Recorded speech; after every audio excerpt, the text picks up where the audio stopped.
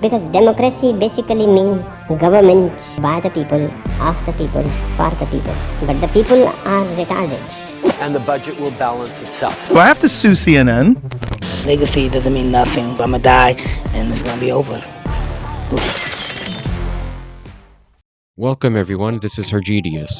So the anti-Indian hate wave seems to be continuing in 2026, even if it's abated some, but let's get into it with this clip here of this young wannabe who's pretending with all her might to be intelligent, hating on people who actually are productive and intelligent, and we can see this here with Savanaah Hernandez. So she is very passive-aggressive towards all things Indian, which gives away honestly the hatred in her heart and reveals who she really is. Examples include when she, along with her cameraman, turned off the road into an Indian bazaar market area and immediately says while she's right at the corner that somebody almost backed into us. It's like you're not even in the parking lot yet. We're starting off here and then we're just gonna drive. We're just gonna check out the area. Apparently Frisco has one of the largest growth in Indian populations here in Texas over the last decade. So we kind of just wanted to come check it out because we've been hearing a lot online about how much the Indian population has grown. And I mean, if we even just flip this camera right here, we are coming up on the Indian bazaar. Somebody almost just backed into us. Later, as she's approaching the temple in Frisco, she makes sure to emphasize that we're in a residential area, and then boom, out of nowhere, there's a Hindu temple, basically implying it's out of place and does not belong there. Now, I'm gonna be honest with you guys, I'm kind of shocked seeing this because we are in a residential area. So you're basically driving through, you have these really nice homes, and then boom, out of nowhere, you have this huge, very intricate Hindu temple. I want to say this temple serves thousands of people. They come here to worship this deity called Hanuman. I don't know if I'm pronouncing that correctly. I don't know if she understands how zoning and accessibility works in North America, but my whole life I've seen churches and other places of worship right in or near neighborhoods, so this is not strange. Then she says they come here to worship this deity called Hanuman. I don't even know if I've said that correctly. It's like, really, bitch? Indian deities like Hanuman and Ganesh have been worshipped for thousands of years and have been known of in the Western world for hundreds of years, and she's acting as if they're brand new made-up deities that she's never heard of before. So lame. So I want to go inside the temple actually and see if we can get some footage of what it looks like inside. Maybe we can talk to some people. Let's go. Okay, so I just went inside the temple, and one of the things I immediately noticed was the amount of people that are just walking around barefoot. Again, culturally, just very different. First time I've seen that. You also had piles of shoes in front of this temple. Then Savannah says that one of the things that she noticed immediately is people walking around barefoot, and it's the first time she's seen that. Anyone who knows anything at all about the world outside of America, even a little bit, knows that shoes are never worn on the grounds of Hindu or Buddhist temples, and not even in mosques either. If you're talking about seeing things for the first time, then seeing everyone with their shoes on in a Hindu temple or ground would have been it. Again, this bitch is so clueless about how the world actually works. And as I went inside, there were, of course, people worshiping these multiple deities. One of the ones that did stand out to me the most was the people that were circling this one deity, and it was blessings for job visas and work and other things.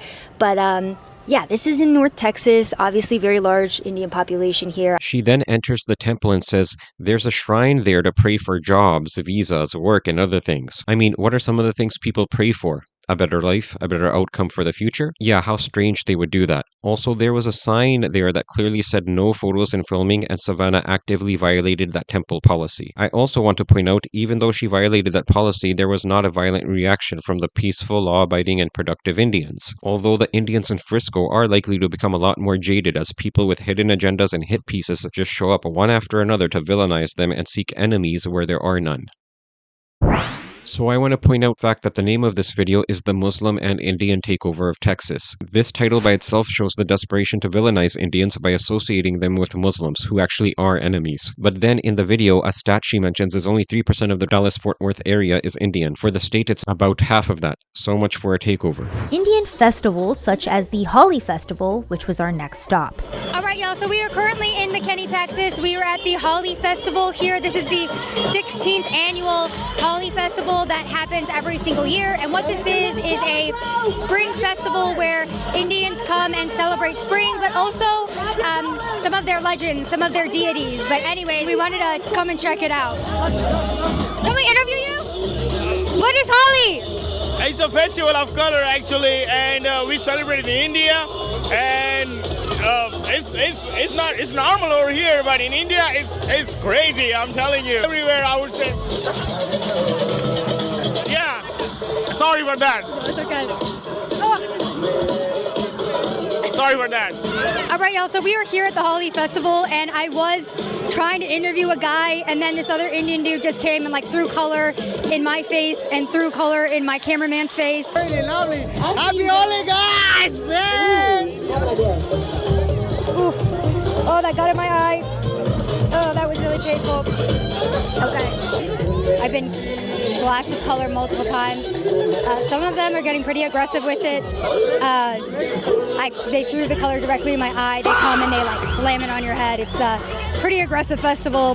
She then goes to the 16th annual Holi Festival in McKinney and complains she's trying to interview someone but gets color thrown in her and her cameraman's face and gets some thrown in her eye as well. It's like, no shit. The point of the whole festival is for everyone to be doused in colored powder, and no one gets a free pass from that. This is nothing new there, as she's pointed out that this festival takes place every year. Here's a video of her compatriot and fellow Hispanic Sara Gonzalez trying to villainize an Indian working in his wife's food truck. That's right, the only way to villainize an Indian in America is to catch them actively at work. Not selling drugs, not engaging in gang violence, but at work. Unless you're talking about Punjabis, but that's another matter. Just here for technical stuff. You're the chef, right? Pardon? You're the chef, right? No, I'm not the chef. Oh. My wife owns this place and I help her to operate. Oh, okay. Yeah. Gotcha. Like after 4, I finish my job. They need some technical help setting up printers, so I came today. Oh, okay. Hey, Naveen. Hi, do you own this business? No, my wife owns it. Your wife owns it. Where's your wife? She's at home. She's at home? Well, what does she do for the business if you're working here and she's at home? I'm not working here. I'm trying to help her set up something. Well, I just watched you take someone's order. What? I just watched you take someone's order. I thought you were the master chef. No, I'm not the master chef. Well, why are you posting Instagram videos saying that you're the chef? Yes, I'm a chef, but I don't work here. Really? Yeah. Okay, well, you post videos online that you do work here. Golconda is all about consistency, quality, and affordability. Aren't you here on an H-1B visa? I didn't say I work here. I help my wife. You can go and check. So not all of the comments are with her. Let's see what they have to say. So let me get this straight. So creating a business is a threat to American jobs. So in this dimension of logic, investing capital, paying taxes, and creating jobs for Americans is a devious plot to take work away from the Americans. And why is this dude even entertaining a stranger who seems to have spent their free time stalking him and harvesting his data? Next one. Total mischaracterization. He was just helping. Taking order is a mistake. There's no way it can be paid, stupid. Next one. So you're going after people doing good in the community. Why don't you go after meth dealers and coke dealers? Next one. Dear Sarah, this is not a scam. This is someone working hard, trying to hustle and make a life for themselves. Scam is what's happening in Somalia. Sorry, I meant Minnesota with the daycare centers. Scam is what's happening in California with hospice care.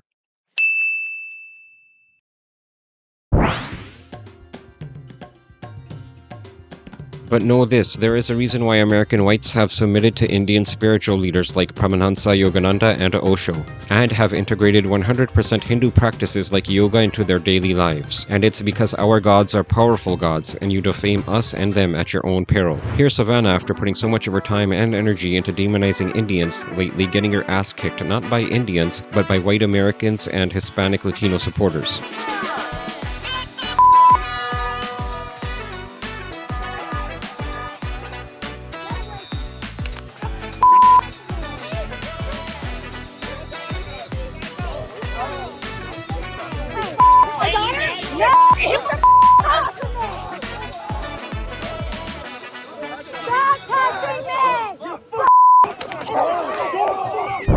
Others who have suffered for their attacks on Indians include Elijah Schaefer. He has openly posted about a chaotic and difficult period in his personal and professional life, including a highly publicized alleged affair with a colleague, which led to major backlash of hypocrisy accusations in conservative circles. He was fired from previous roles with the Blaze Media. He has ongoing legal issues, including a $5 million defamation lawsuit filed against him. And he also posted tweets that he since deleted about his wife and children missing and drugs being planted in his home and so on. Then there's Matt Forney, who was quickly fired by The Blaze shortly after being hired, reportedly for a controversial anti-Indian, anti-DEI post reacting to an Indian origin CEO appointment at Etsy. The outlet cited concerning social media activity. Here's a Canadian anti-Indian poster by the handle of Blonde Bigot. In just over 3 weeks, I'll be homeless with a cat and a dog. Absolute crisis stage. All the affordable housing is full of immigrants my tax dollars pay for. If you ever wonder why I hate immigrants, this is why. Everything's so fucking expensive. There are others suffering misfortune because of the wrath of our gods.